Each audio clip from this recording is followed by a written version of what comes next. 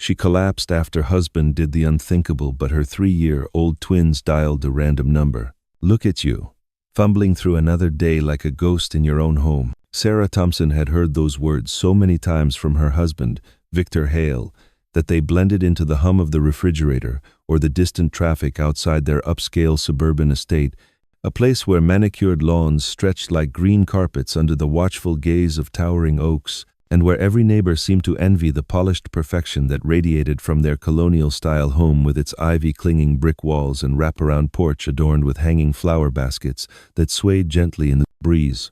Baskets Sarah had planted herself in quieter times when hope still bloomed as freely as the petunias. From the street, their life shimmered like a magazine spread, the kind you might flip through on a lazy Sunday morning, dreaming of that effortless elegance.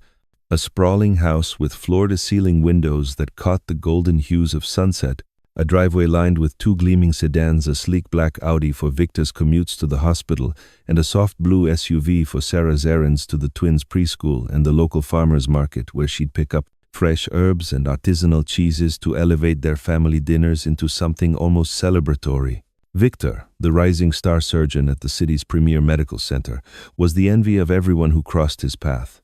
Tall and silver fox, handsome with a jawline chiseled from years of disciplined resolve, he possessed a smile that could disarm a tense boardroom meeting or soothe a patient's pre-surgery jitters, his reputation preceding him like a halo in the sterile corridors of the operating theater where he performed intricate procedures that saved lives and earned him accolades in medical journals and invitations to speak at national conferences. Sarah, once a budding artist with dreams as vivid as the oil paintings she created in a sunlit loft studio during her college years, sketches of urban landscapes and ethereal figures that captured the fleeting dance of light through rain-streaked windows, now managed their social calendar with the precision of a curator, volunteering at the local art gallery where she'd organize exhibits for up-and-coming talents while her own paintbrushes gathered dust in the attic, tucked away in cardboard boxes labeled memories in her neat handwriting.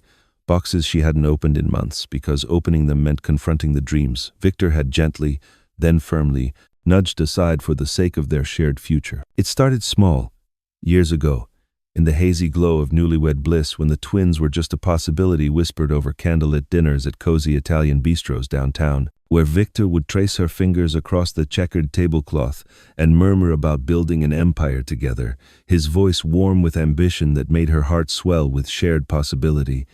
But even then, there was a subtle undercurrent, a way his eyes would flicker when she talked passionately about her latest canvas, a portrait of a woman gazing out at a stormy sea, symbolizing resilience in the face of uncertainty, and he'd nod approvingly but add, "That's beautiful, darling.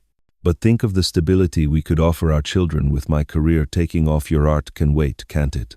And she had agreed, because love in those early days felt like compromise wrapped in devotion, like folding away her easel to make room for the cribs that would soon arrive.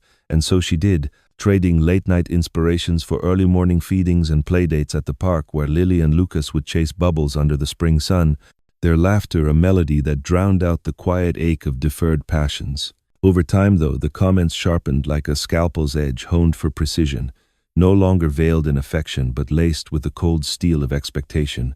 During elegant dinner parties in their dining room where crystal glasses chimed like wind chimes and guests in tailored suits and flowing dresses marveled at the gourmet spreads, Sarah prepared roasted duck with fig glaze, heirloom tomato salads drizzled in balsamic reduction. Victor would lean in close under the guise of pouring her wine, his breath warm against her ear as he whispered, "Smile properly, darling, you're embarrassing me with that vacant stare, as if your mind is wandering off to those silly sketches again instead of being fully present for our guests who expect the Hale family to be impeccable." And Sarah would force her lips upward into a curve that felt more like a grimace masked in politeness, her cheeks aching from the effort while the guests praised their picture-perfect marriage, clinking forks against plates and toasting to Victor's latest surgical breakthrough, a minimally invasive technique that had made headlines in the local paper.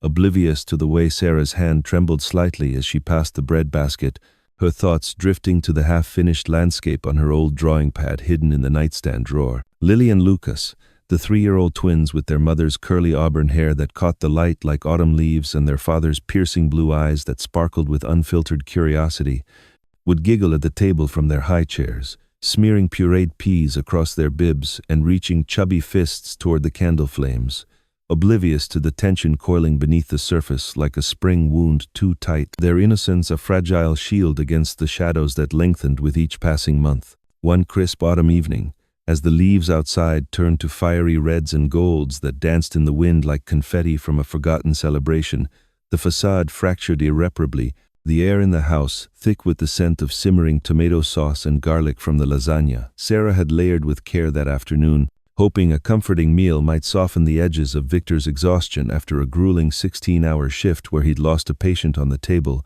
a complication no one could have foreseen but one that clawed at his perfectionism like an unrelenting critic. He stormed in through the mudroom door, his scrubs hastily swapped for a crisp button-down shirt with the sleeves rolled up to his elbows, revealing forearms corded with tension, his tie loosened around his neck like a noose half untied, briefcase thudding against the granite island in the kitchen with a sound that echoed like a gavel's fall. And Sarah looked up from stirring the pot, her apron dusted with flour, a tentative smile on her lips as she said, "Rough day? The food's almost ready, maybe a glass of that Cabernet you like?"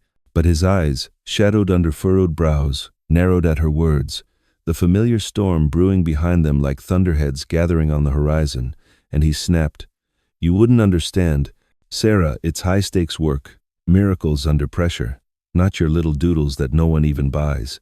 The word doodles landing like a dismissal of everything she once held sacred, her canvases reduced to childish scribbles in his estimation, and she flinched inwardly but pressed gently, wiping her hands on a dish towel patterned with sunflowers. "Maybe I could help with the proposal for that grant you mentioned? I used to edit documents in college, and I know a bit about storytelling through visuals, perhaps some illustrations to make the impact clearer." His face contorted then, a flash of incredulity mixed with something darker, more possessive, as he whirled to face her fully, his finger jabbing the air between them like an accusation etched in space. "Help? You'd just drag it down with your amateur nonsense, cluttering serious science with frivolous colors and shapes. You're lucky I provide this life. Sarah, this house with its vaulted ceilings and chef's kitchen, the cars in the driveway that turn heads, the twins' private preschool with teachers who speak 3 languages and nurture their every potential without me.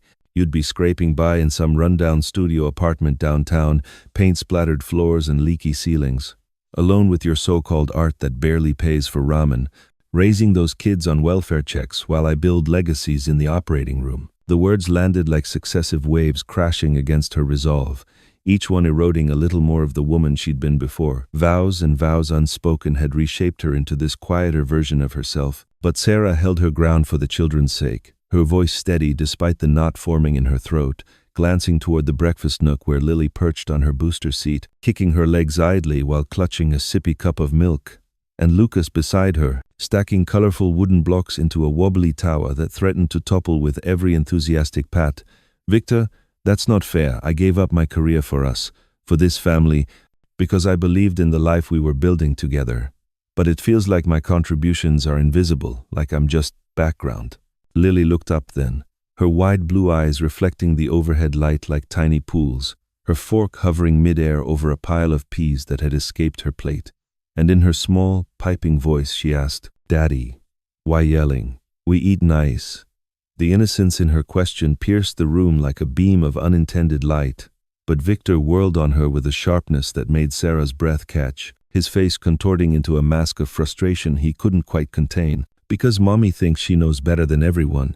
Lily thinks her pictures are more important than Daddy's important work that keeps this roof over our heads."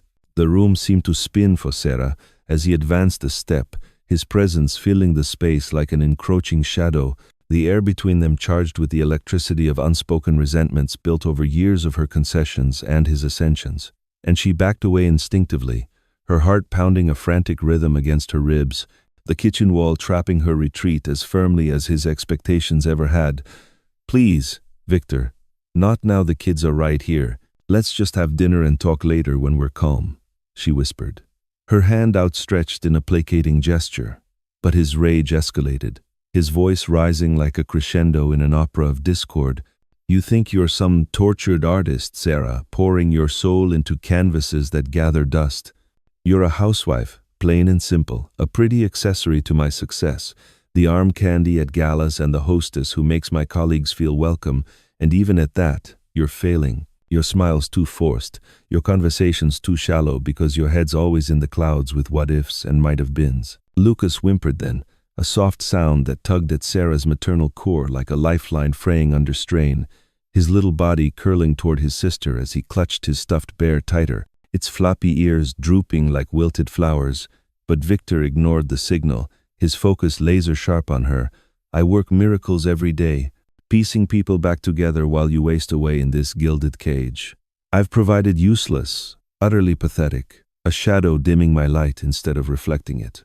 Sarah's back pressed against the cool tile of the wall, the contrast to the heat rising in her cheeks a stark reminder of her vulnerability, and she glanced again at the twins, their frightened faces pale under the soft glow of the pendant lights, Lily's lower lip trembling as she whispered, "Mommy, okay?" But before Sarah could muster reassurance, Victor's hand shot out not in full force at first, but a firm shove to her shoulder that sent her stumbling sideways into the edge of the island counter, the granite biting into her hip with a dull thud that rattled the utensil drawer and sent a fork skittering across the floor, pain blooming sharp and insistent through her side, while a glass of water teetered and then shattered on the tile in a spray of shards that glittered like fallen stars underfoot. She gasped, clutching the counter for balance, her vision blurring at the edges with a mix of shock and the hot sting of unshed tears.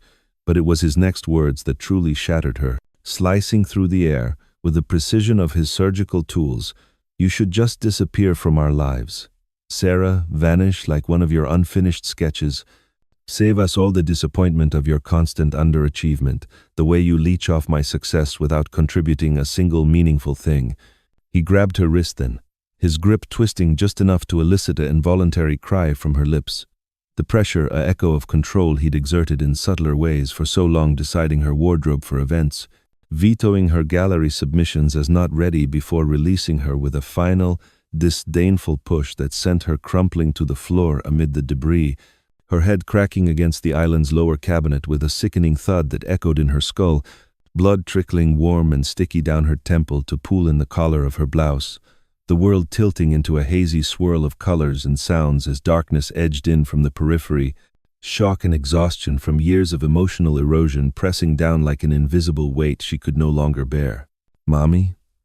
Lily's tiny voice pierced the haze first, high and quavering like a bird's call in the storm, her chubby hands tugging at Sarah's sleeve with desperate insistence, little fingers sticky from dinner remnants leaving faint smears on the fabric, while Lucas crawled closer on all fours, his bear abandoned in his haste, tears streaming down his round cheeks in rivulets that caught the light.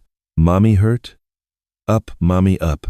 Sarah tried to murmur reassurance, to reach out and gather them close, her lips forming silent shapes of "I'm okay, sweethearts." But her body betrayed her, limbs heavy as lead, breath coming in shallow, ragged gasps that barely stirred her chest, the kitchen spinning slowly around her like a carousel gone awry, the scent of spilled lasagna sauce mingling with the metallic tang of blood in a nauseating bouquet. The twins huddled beside her then, their small bodies pressing against hers in instinctive protection, Lily draping her arms over Sarah's shoulder while Lucas nestled into her side, their sobs a duet of heartbreak that filled the vast space of the kitchen, sobs that carried the weight of confusion too big for their tender years, the kind of fear that etches lines into souls before they've fully formed.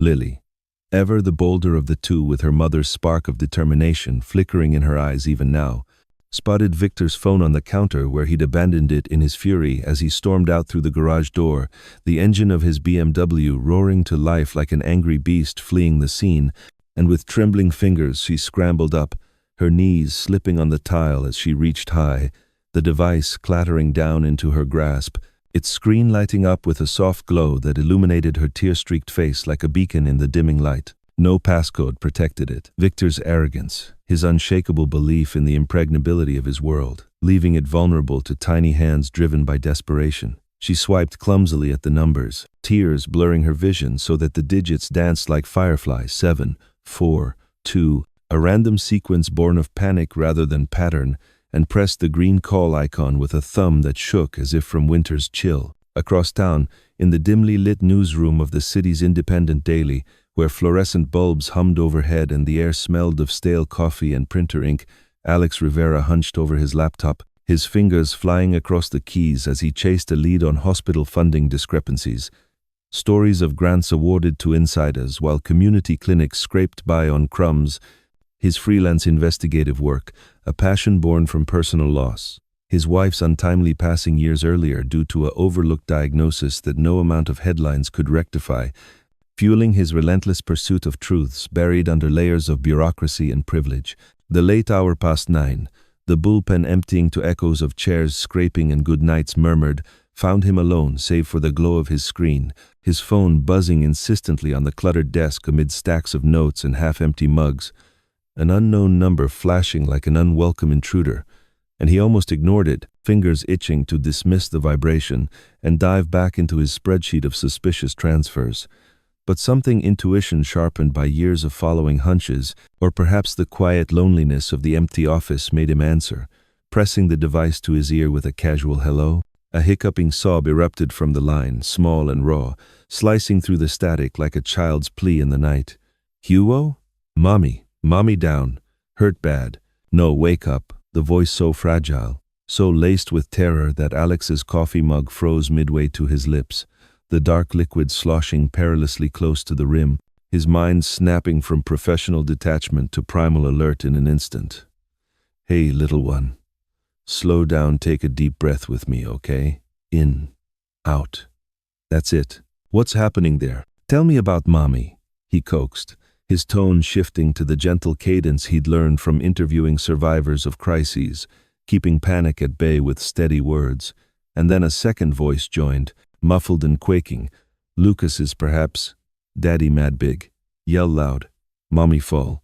Blood. Scary. The words tumbling out in fragmented bursts that painted a picture Alex recognized all too well from too many files and front-page tragedies, the metallic undercurrent of fear in a child's voice that no adult should ever hear. His pulse raced, adrenaline flooding his veins like the first rush of a breaking story. But this wasn't ink on paper, this was lives hanging in the balance. And he leaned forward, voice firm yet kind. Okay, bravehearts, you're doing amazing by calling such strong kids. Can you tell me where you are? Something about your house? Anything special? Lily babbled through fresh tears, her words a jumble of toddler logic. Big house, white fence tall like giant. Daddy fix people sick, trees with red leaves outside, fix people surgeon, white fence, those exclusive suburban estates on the hill, gated communities where professionals like Victor Hale reigned, and Alex pieced it together in a flash, the hotshot doctor whose public image gleamed but whose private whispers hinted at cracks, rumors Alex had filed away for a rainy day investigation. All right, I think I know the place, stay right with Mommy. Hold her hand tight, whisper nice things to her, like your favorite story or song. Keep her company until I get there. I'm coming now. Promise 5 minutes. Tops. He hung up without waiting for more. Bolting from his chair with keys jangling in his pocket, heart slamming against his ribs as he sprinted through the newsroom's glass doors into the cool night air, the city lights blurring into streaks as he gunned his old Jeep down empty avenues, red lights run in a haze of urgency, horns from startled drivers fading into irrelevance because every second stretched like taffy, every delay a potential catastrophe. The drive felt eternal, his mind racing ahead to scenarios he'd rather not entertain. Silent rooms, tiny forms alone, but he shoved them down, focusing on the route, left at the oak-lined boulevard, up the winding drive past the wrought iron gates that stood sentinel to privilege, pulling up to the Hale residence with tires screeching on the pristine asphalt, the grand facade mocking him under the porch light's warm glow, as if the house itself conspired to hide its secrets behind shuttered windows and climbing vines. The front door was unlocked, a testament to Victor's overconfidence in his domain's safety, and Alex pushed inside quietly, the creak of hinges swallowed by the hush, only to be met by the scene that hit like a gut punch to the soul. Sarah sprawled amid the remnants of domesticity turned chaotic, pale as moonlight on marble with blood matting her auburn curls to her forehead, her chest rising in shallow rhythms that bespoke a fight clinging by threads. While the twins clung to her like barnacles to a drifting ship, Lily's face buried in her mother's side, Lucas's small hand patting her cheek rhythmically as if willing color back into it, their eyes lifting to him in unison. wide with a mix of hope and bewilderment that twisted something deep in Alex's chest. "You came." "The phone man?" Lily whispered, awe threading through her sniffles, and Alex knelt swiftly, his paramedic training from volunteer shifts kicking in as he checked Sarah's pulse, faint but steady, thank God, pressing 2 fingers to her neck while murmuring assurances. "I'm Alex, and yes, I came because you two are heroes for reaching out. Now let's get mommy some help, okay? Can you show me where the blanket is? Something soft to keep her warm." As he dialed emergency services on his own phone, relaying details with clipped efficiency, location, condition, possible head trauma, the twins nodded solemnly. Lucas toddling off to fetch a throw from the living room couch, its fleece pattern of stars and moons a childish comfort in the adult nightmare unfolding. And Lily stayed put, her tiny hand enveloping one of Sarah's, squeezing as if her grip alone could tether her mother to the world. Sirens wailed in the distance, growing louder like heralds of salvation, blue and red lights soon flashing through the windows to paint the walls in urgent strobes, paramedics bursting in with kits and stretchers, their professional calm a counterpoint to the chaos as they assessed and stabilized, loading Sarah gently while Alex scooped the twins into his arms, their warm weights a grounding force against his racing thoughts, Lily's head lolling against his shoulder as exhaustion claimed her, Lucas murmuring thank you into his shirt collar. In that moment, amid the flurry of medical jargon and the acrid scent of antiseptic wipes, Alex saw not just a victim of circumstance, but a woman whose quiet endurance had sparked this chain of events, her spark preserved through the love of these small saviors. And as the ambulance doors swung shut with a finality that echoed through the night, he followed in his jeep, the first crack in Victor's empire widening into a chasm from which truths long suppressed would inevitably spill. Sarah's world dissolved into fragments after that night, the paramedics' voices overlapping in her fragmented memory, stern commands to stay with us, ma'am. The rhythmic beep of monitors syncing with her faltering heartbeat as they loaded her onto the stretcher with practiced efficiency, the vinyl cool against her skin through the thin hospital gown they'd slipped over her clothes, Lily and Lucas riding in a separate social services car arranged on the spot, their cries fading like echoes down the sterile hallway, small hands waving goodbye through the window tint until they were out of sight, leaving Sarah adrift in a sea of white lights and unfamiliar faces. In the ER, fluorescent bulbs stabbed at her eyes when consciousness clawed its way back through the fog of sedatives and shock. Her body a map of aches, bruises, blooming purple across her ribs like storm clouds on pale skin, a gash on her forehead neatly stitched with 8 precise sutures that pulled taut when she frowned, the metallic taste of blood lingering on her tongue from a bitten lip. Victor was there, of course, materializing at her bedside like a shadow summoned by duty. His face a meticulously crafted mask of concern etched with just the right lines of worry, his hand resting on the IV pole as if anchoring her to his narrative. "Thank God you're okay. Love the kids scared me half to death with their story. But everything's under control now." His eyes, those piercing blues that once held promises, now holding a warning sharp as glass. Play along or else. The unspoken threat hanging heavier than the beeping machines. But the twins' random call had summoned more than mere rescuers. It had pierced the veil, drawing in Alex, who lingered in the waiting area like a vigilant sentinel, giving his statement to the intake nurse with measured words.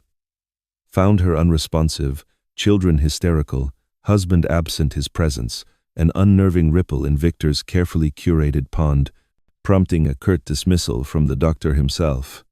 "We appreciate the Good Samaritan Act, Mr. Rivera, but family's handling this privately now." To which Alex nodded politely but slipped his card into the nurse's pocket with a quiet, "If she needs an ear outside the circle, stories like this deserve telling." As Victor spun his tale to the authorities with the smoothness of a bedside manner honed on skeptics, she fainted from sheer exhaustion. "Doctor, she's been overdoing the charity work at the gallery. You know how dedicated she is, always pushing too hard without telling me." Sarah lay silent in her bed, the sheets crisp and impersonal, piecing together the horror in disjointed flashes. The shove's momentum, the crack of her head, the blood's warm trail, and beneath it all, the deeper wound of years eroded by his dismissals, how their wedding 7 years ago under blooming cherry trees in a sun-dappled park had felt like the start of an adventure, vows exchanged with rings that caught the light like captured stars. Victor promising forever in partnership, but forever had morphed into a cage of golden bars. his career a soaring eagle while hers remained clipped, grounded by his subtle sabotages, a forgotten registration for an art workshop, a busy schedule canceling her exhibit openings. The days blurred into a haze of pain medications that dulled the edges but amplified the isolation. Lily and Lucas shuttled temporarily to Victor's sister Aunt Clara's cozy bungalow across town for safety and stability, their absence carving hollows in Sarah's chest that no IV drip could fill. Video calls their only bridge, where they'd pressed their faces to the screen, noses squished flat, exclaiming "Miss Mommy" big, in unison, their hugs reduced to air kisses that Sarah returned with feigned cheer, her free hand tracing their pixelated outlines as if she could pull them through the glass. When they visited under supervision, bundled in matching overalls printed with cartoon animals, their hugs were tentative at first, as if afraid she'd dissolve like a dream upon touch, but then they'd clamber onto the bed with unbridled energy, Lucas nestling into her side with his favorite book of animal adventures. "Read, Mommy, read 'bout the brave lion," while Lily braided strands of Sarah's hair with clumsy fingers, chattering about finger-painting rainbows at Auntie's. "We singed the song for you, Mommy, the one 'bout wheels on the bus," Lucas added shyly, and Sarah pulled them close, inhaling the sweet scent of their strawberry shampoo, vowing silently amid the beeps and bustle. No more hiding, no more shrinking for them, she'd find the strength to stand.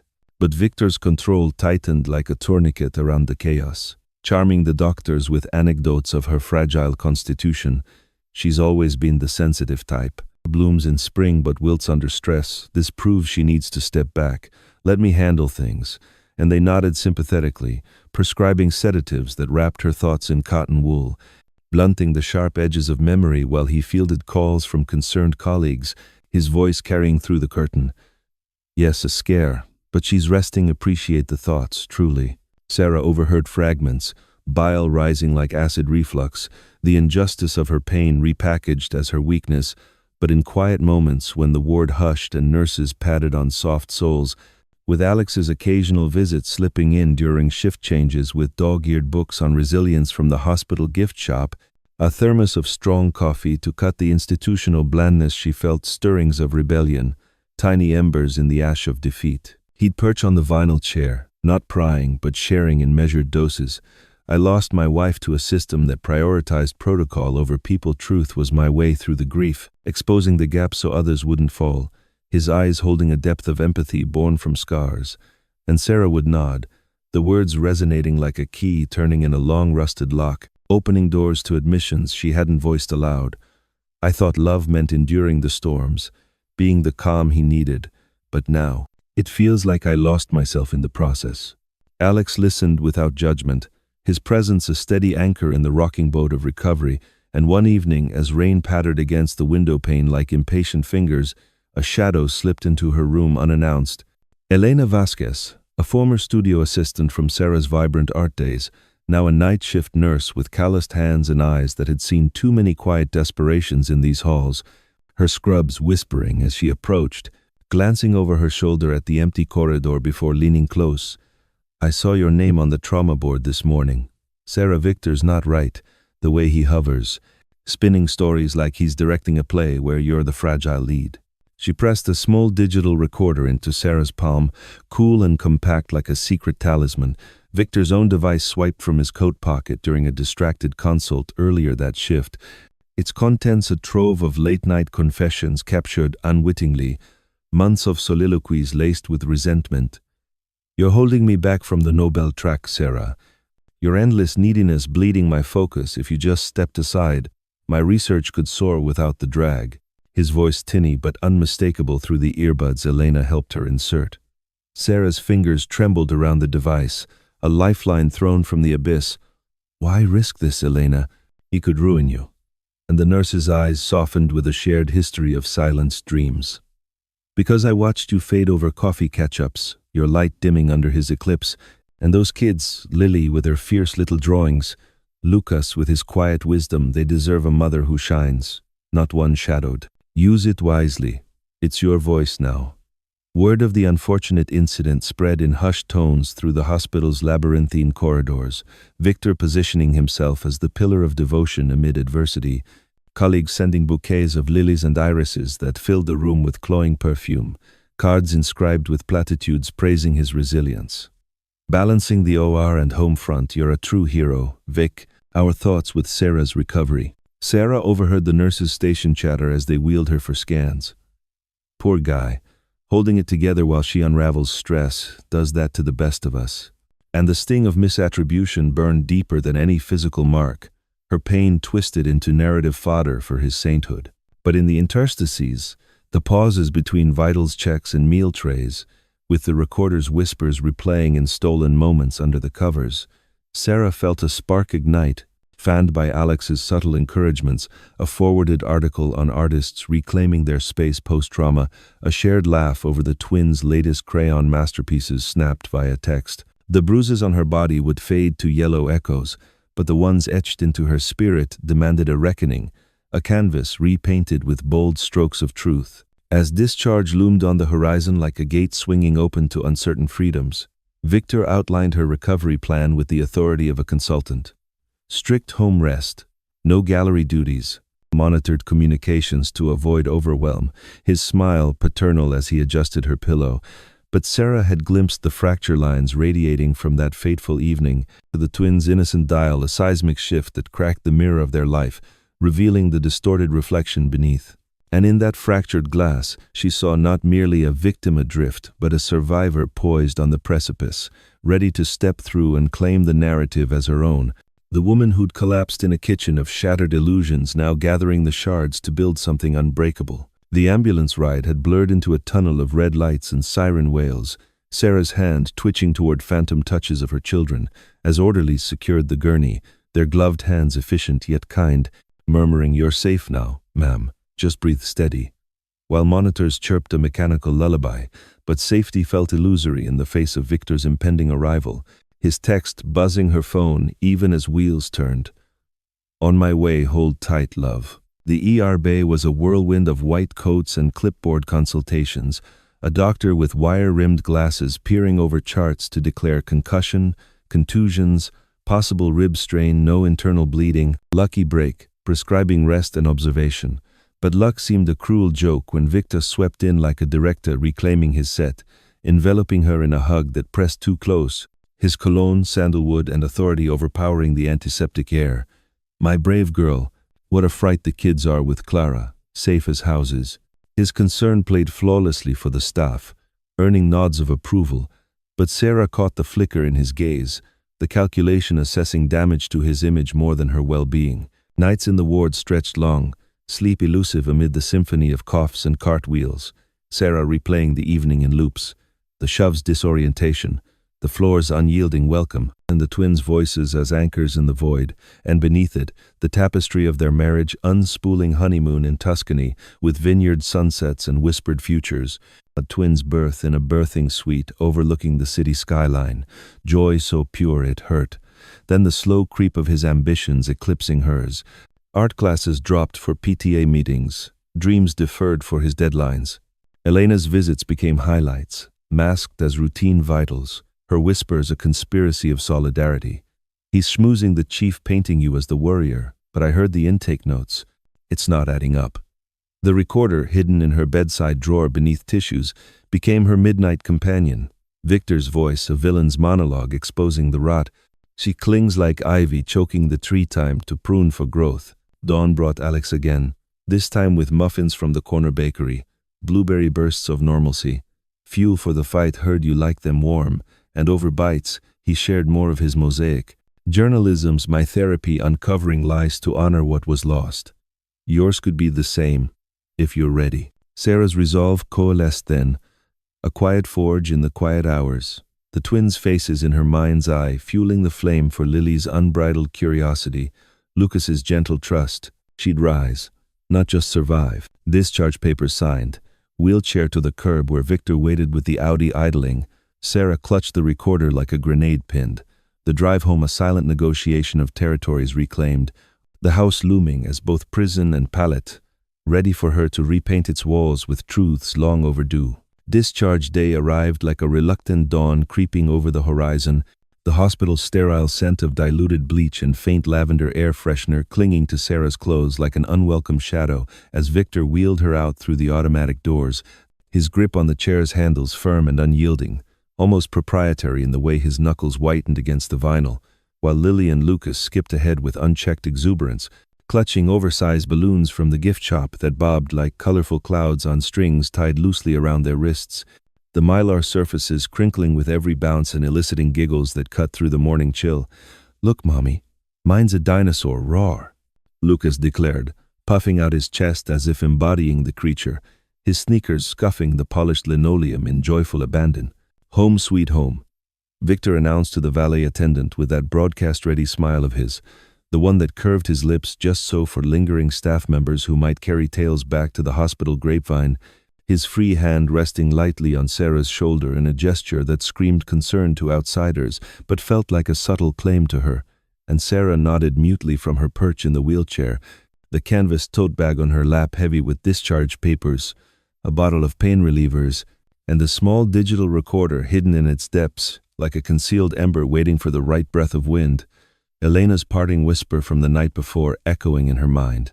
"Use it wisely, he's connected everywhere, but so are the cracks in his armor." Back at the estate, the house loomed larger than she remembered, its colonial facade with the ivy-clinging bricks now seeming less like a sanctuary and more like a stage set for an ongoing performance where she was cast as the recovering ingenue, the air inside carrying the faint staleness of absence despite the automatic sprinklers keeping the lawn verdant and the air purifiers humming softly in the entryway. And Victor fussed over her setup in the sunroom with the efficiency of a stage manager blocking a scene. Plump throw pillows fluffed to orthopedic perfection on the wicker chaise, a steaming mug of chamomile tea placed on the side table beside a stack of glossy lifestyle magazines featuring articles on rediscovering joy post-setback, his movements precise, as if cataloging her compliance for some invisible ledger. Recovery unfolded in measured steps, each one a delicate negotiation between the body's insistent demands and the mind's tentative reclamations.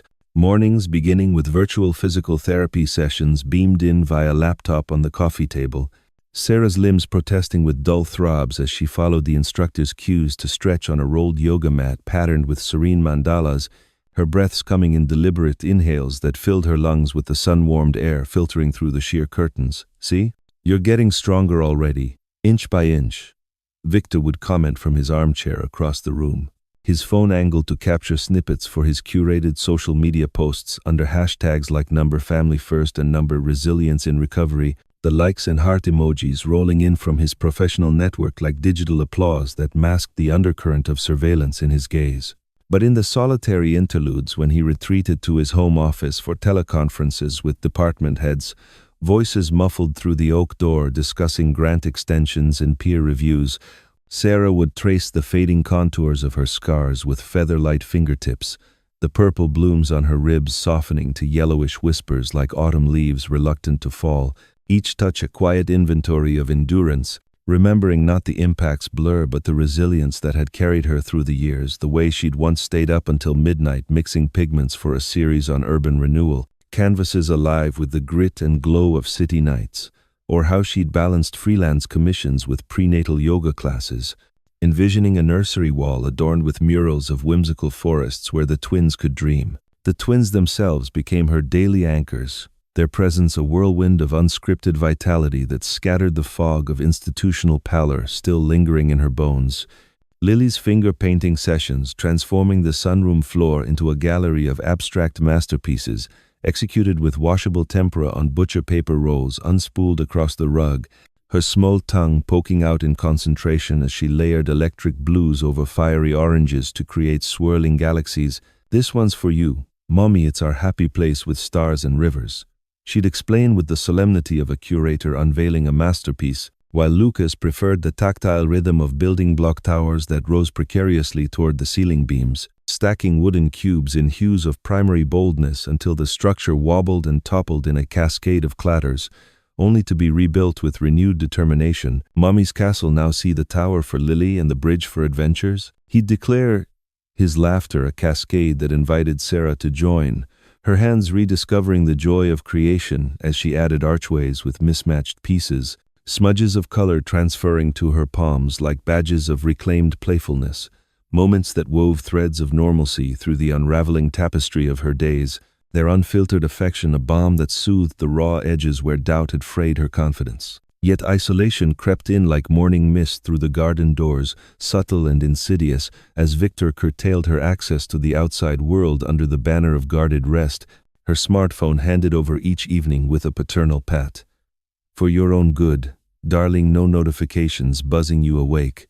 Let's keep the energy inward. And emails accessed only through his tablet under the guise of joint review, his thumb hovering near the screen as if ready to swipe away any errant correspondence that might stir unrest, citing overstimulation risks backed by cherry-picked articles from medical journals he'd pull up on his device, leaving Sarah adrift in a digital archipelago where her connections felt monitored, her voice mediated through his filters.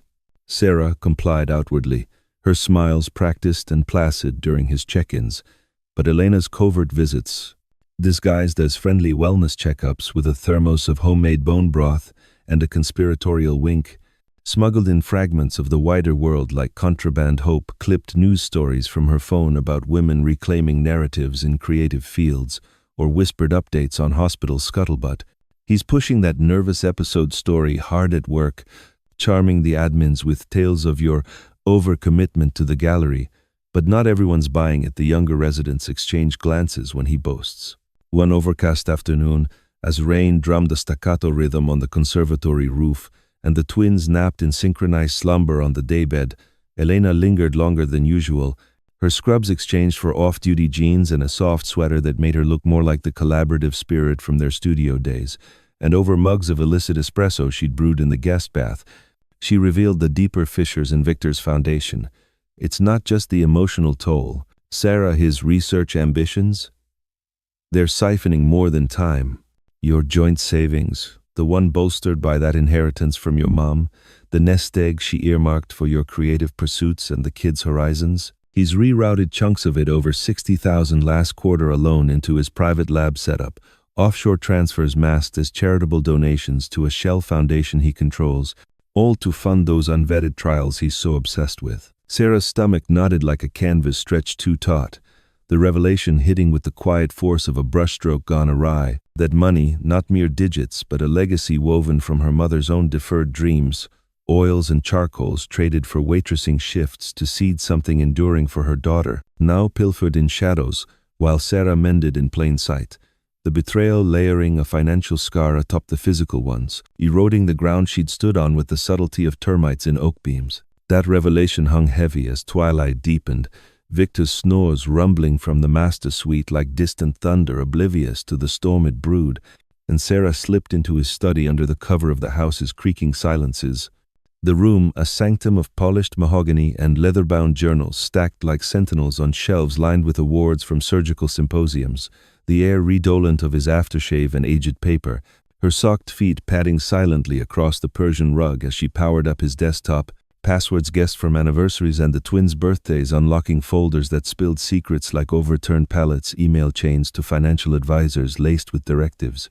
Expedite the asset shuffle frame as joint venture losses if audited, and spreadsheets tracing diversions from their shared accounts to numbered entities abroad, each entry a quiet theft masked in legalese.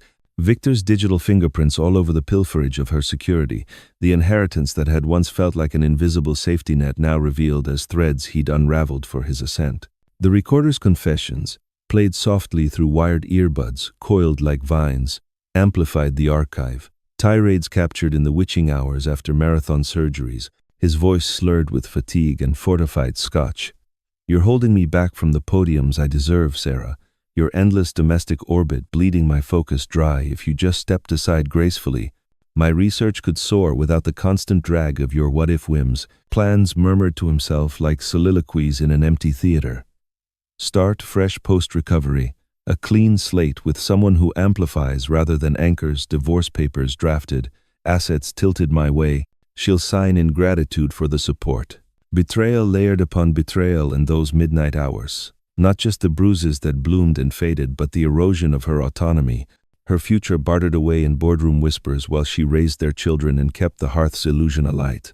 and Sarah's chest tightened with a cocktail of grief and galvanization, tears tracing silent paths down her cheeks as she copied files to a thumb drive Elena had slipped her, the device warm from her palm like a heartbeat transplanted. Alex's role in this unfolding mosaic evolved with the subtlety of light shifting through stained glass, his check-ins transitioning from obligatory concern to a rhythm of quiet camaraderie that punctuated her days like commas in a run-on sentence, a text message pinging mid-morning with a link to an article on reclaiming personal narratives through memoir, followed by a drop-off that afternoon of fresh scones from the bakery near his newsroom, their buttery warmth evoking lazy brunches from pre-marriage days when possibilities stretched infinite. Heard you favor the cranberry one's fuel for whatever masterpiece you're plotting next, his note read, and over contemplative walks in the backyard where dew-kissed grass squished underfoot, and the twins chased iridescent bubbles from a wand. Sarah waved lazily. He'd share fragments of his own fractured mosaic without demanding reciprocity. My wife's case was a masterclass in systemic blind spots, a routine check missed, then covered with protocols that prioritized paperwork over pleas. Journalism became my therapy, unearthing those buried oversights so no one else navigates the same fog alone. His voice carrying the gravel of grief polished by time, eyes scanning the horizon where maple trees framed the neighborhood's picket fence perimeter, and Sarah would open in measured disclosures, not the visceral recount of that evening's unraveling, but the softer edges of erosion. I thought partnership meant weathering the gales together, being the steady harbor he returned to, but somewhere along the line, I became the tide he resented for rising.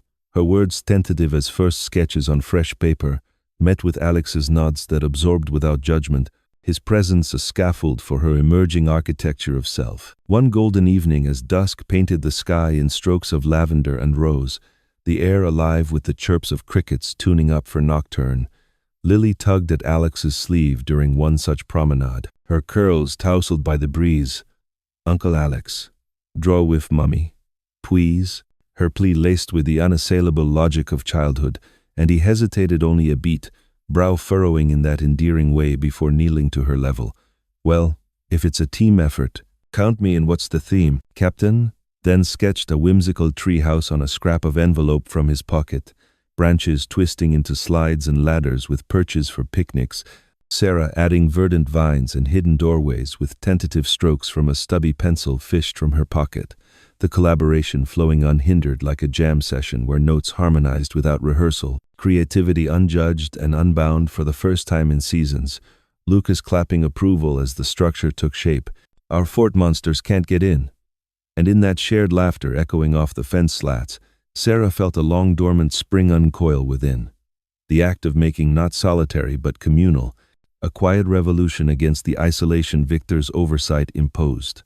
Therapy sessions, orchestrated covertly through Elena's network and conducted via encrypted video from the sunroom, when Victor was ensconced in virtual rounds, delved into the labyrinth of her psyche with the gentle persistence of a guide through fog-shrouded woods.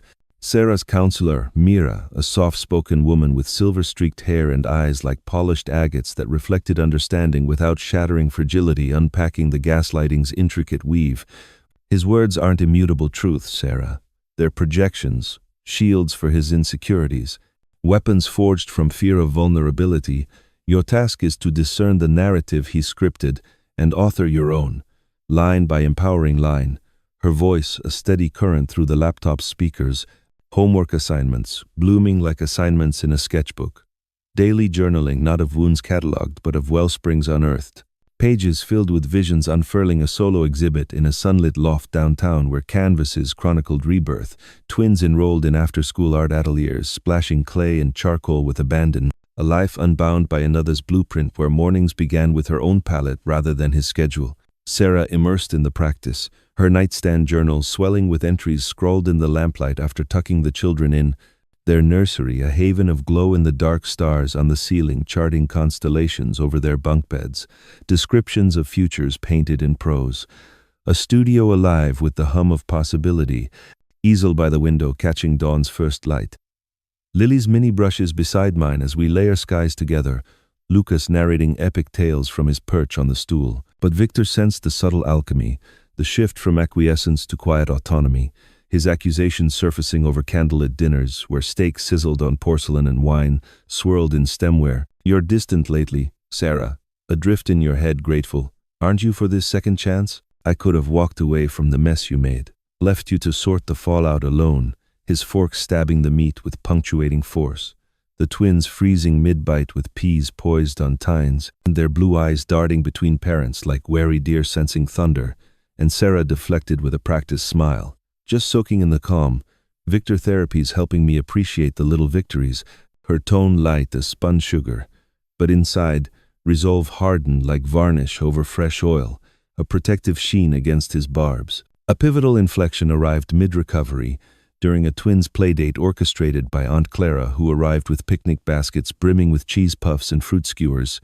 The backyard alive with the squeals of neighborhood tots tumbling on the playset Victor had assembled with professional zeal, slides gleaming under the midday sun, while Sarah supervised from an Adirondack chair, sketchpad balanced on knees, capturing the scene in quick gestural lines, the arc of a swing's flight, the cluster of curls mid-laugh. As the other children dispersed for juice boxes, Lucas lingered at her feet, his small frame curling into her lap with uncharacteristic solemnity. Daddy yelled loud sometimes. "Mommy." Like big wind. Scary when no hug after. His confession mumbled into her collar, the admission cracking open a maternal vault of ferocity long tempered by caution, the raw vulnerability in his whisper. A catalyst that fused grief into guardianship. And that night, with the house hushed under a canopy of stars visible through the skylight, Sarah composed an email to Alex from her sequestered tablet.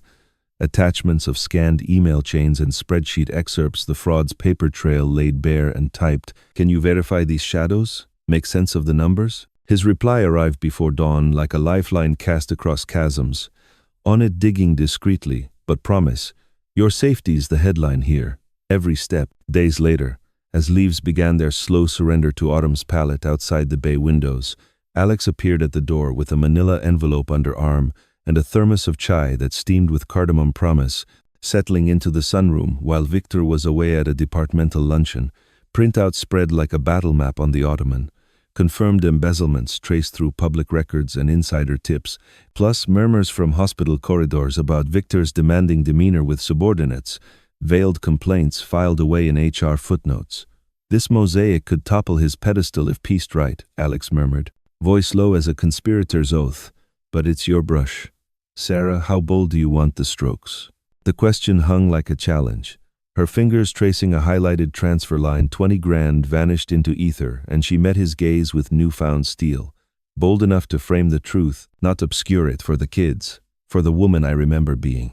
As the weeks turned like pages in a well-loved volume, Sarah's body mended with incremental graces, morning walks lengthening from tentative laps around the block to exploratory rambles through the nearby arboretum where paths wound under canopies of rustling aspens, her strides syncing with the twins' shorter ones as they collected acorns in pint-sized baskets, declaring each a magic seed for our garden, and her creative embers reignited, paints emerging from attic exile to claim a corner of the garage transformed into a provisional atelier, drop cloths shielding the concrete floor from spills of cerulean and ochre, as she experimented with mixed media collages incorporating fabric swatches from old scarves, symbols of mending woven into abstracts of fractured light refracted through prisms.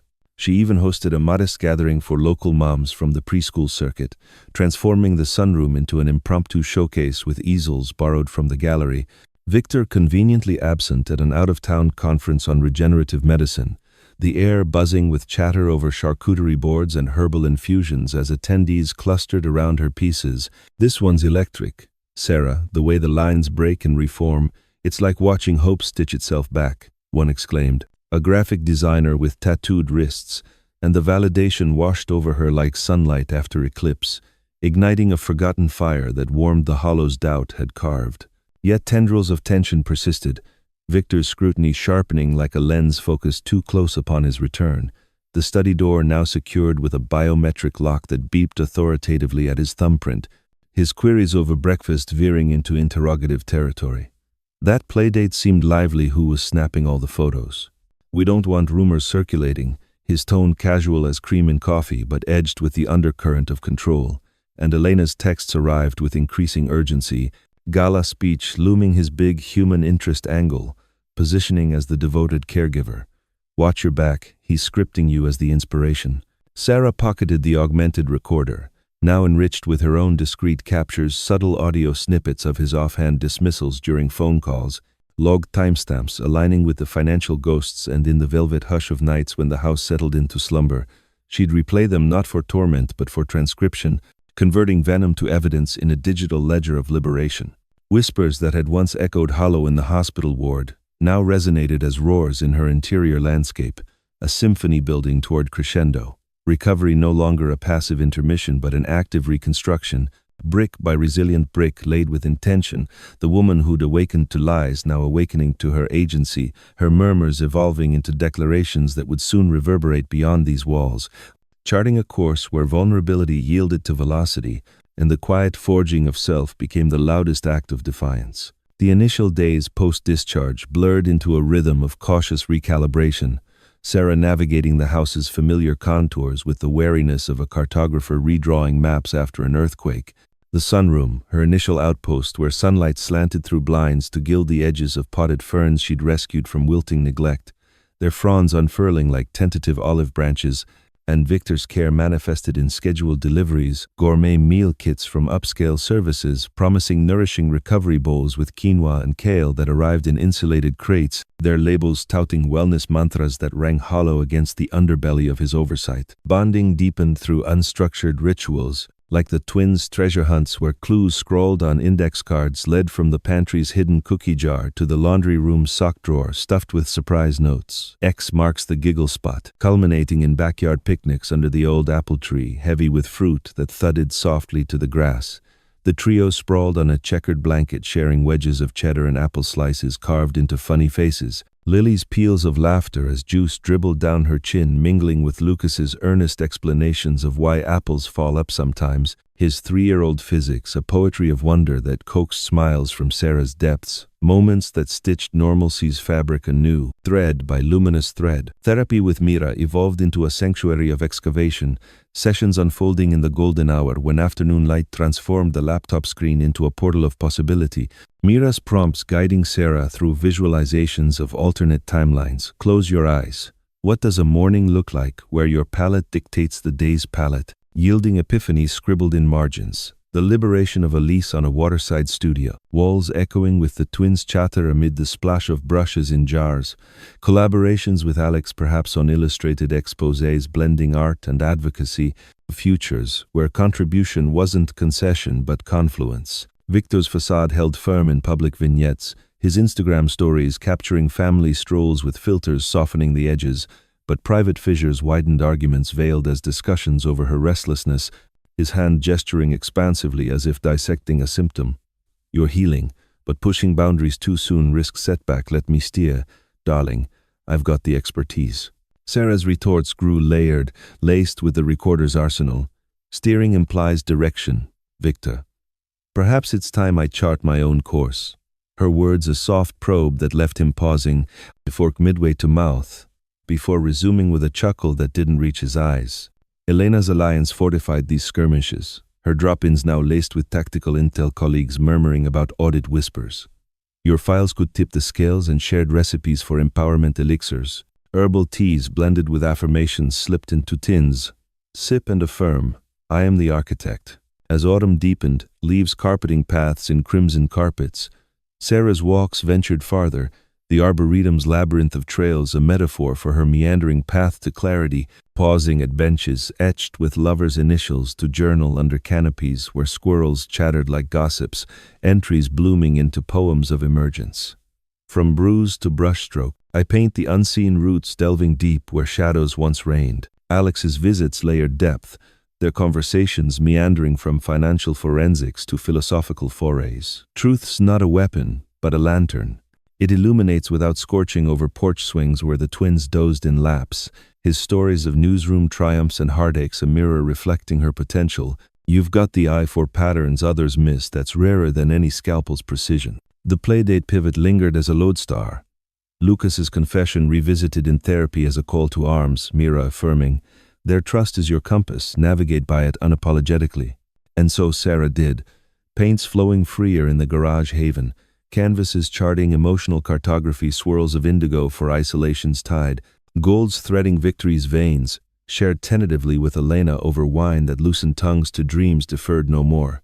Victor's gala loomed like a storm front on the calendar. Invitations arriving embossed on creamstock, promising a night of innovation and inspiration. His rehearsals in the mirror, a monologue of martyrdom, but Sarah's whispers had transmuted. The ward's echoes now a chorus charting her ascent. Recovery a renaissance, where every healed seam strengthened the whole, poised for the unveiling that would rewrite the script from supporting role to spotlight sovereign.